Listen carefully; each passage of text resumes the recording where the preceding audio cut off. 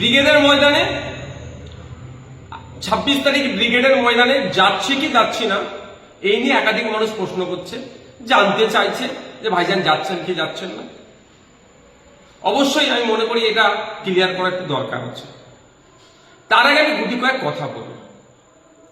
কেন্দ্র সরকারের এই নিয়ে আসা কালা কানুনের বিরুদ্ধে সর্বত্র গণতান্ত্রিক প্রক্রিয়ায় শান্তিপূর্ণভাবে প্রতিবাদ করে যেতে হবে।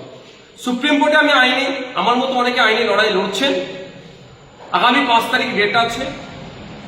আন্দোলন সংগঠিত করতে হবে, শান্তিপূর্ণভাবে আন্দোলন করতে হবে।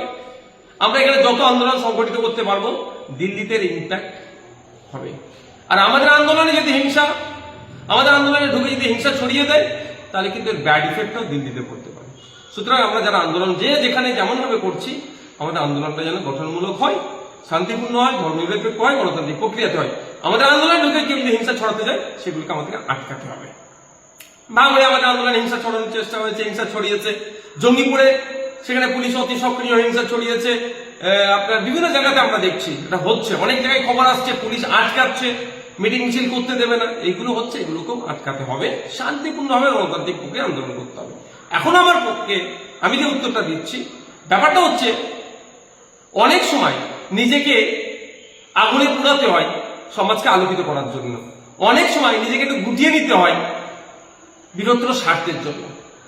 আপনারা জানেন মোমবাতি নিজে আগুনে পুড়ে যায় সমাজকে অন্ধকার থেকে আলোকিত করার জন্য।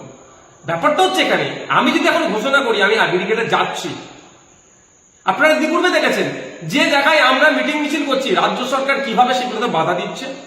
ভাঙড়ে দেখুন, হাজার হাজার ছেলের নামে আমাদেরকে মিথ্যা মামলা দিয়ে দিয়েছে, আমার নামে মামলা দিয়েছে। আমি আমারটা নিয়ে ভাবি না, আমি গরিব ছেলেগুলোর কথা ভাবি সবসময়।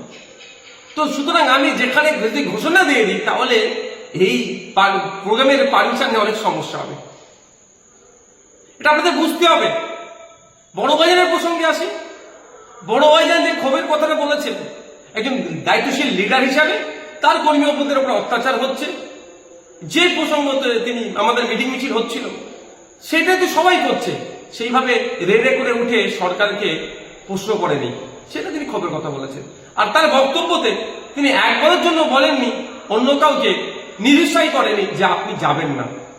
তো আমি আবার ফিরে আসি, আমার বলার বক্তব্যটাই, আমি যদি এই মুহূর্তে ঘোষণা করি যে আমি 26 তারিখে ব্রিগেডে যাচ্ছি, তাহলে আমি আমার যতটুকু রাজনৈতিক জ্ঞান আছে সে জায়গা থেকে বলছি রাজ্য সরকার হেনতানো প্রকারে চেষ্টা করবে এই পারমিশনকে বাতিল করানোর জন্য। সেই জন্য একটু গুটিয়ে রেখেছি নিজেকে। অনেক প্রশ্ন আমার ভাইরা করছেন, উত্তর দেওয়া প্রয়োজন বোধ করছি বলে বলছি। শুধু একটা গল্প বলে আজকে আমার ভিডিওটি শেষ করব। গল্পটি এটাই, বাচ্চাবেলায় পড়েছিলাম আমি, এক রাজার দরবারে, এক বাদশার দরবারে দুটো মহিলা এসেছিলেন একটি শিশুর প্রকৃত মাকে সেই মর্মে বিচার জানাতে। রাজা বা বাদশাহ দুজনের কথা শোনার পরে দুজনের কেউ যখনই মানছিলেন না সত্যটা কি আছে, তখন তিনি নির্দেশ দিলেন তাহলে বাচ্চাটিকে দু টুকরো করা হোক, করে দুটো মা যেহেতু দাবি করছে দুজনকে অর্ধেক অর্ধেক দিয়ে দেওয়া হোক। সেই সময় যে নকল মা যে বাচ্চার প্রতি ভালোবাসার কথা বলছিলেন, যেটা আমার সন্তান, সে মাটি এগ্রি হয়ে গেলেন। কিন্তু আসল যিনি মা তিনি বললেন না না রাজামশাই বা বাদশাহ, যে আপনি বাচ্চাকে দু টুকরো করতে হবে না, ও বাচ্চাটা উনি নেই, অন্তত জীবনে বেঁচে থাকবে।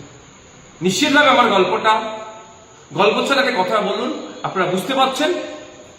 আপনাদের অনুরোধ করব গণতান্ত্রিক প্রক্রিয়ায় শান্তিপূর্ণভাবে ওয়াকফ সংশোধনী আইনের প্রত্যাহারের জন্য বেশি বেশি মিটিং মিছিল করুন। মাথায় রাখবেন, মিছিল নয় মিটিং করুন। মাথায় রাখবেন এই মিটিং এ কেউ না হিংসা করতে পারে। যত মাথার সংখ্যা বাড়াবেন তত দিল্লিতে ইম্প্যাক্ট করবে। তবে হ্যাঁ, শান্তিপূর্ণভাবে পৌঁছাবে।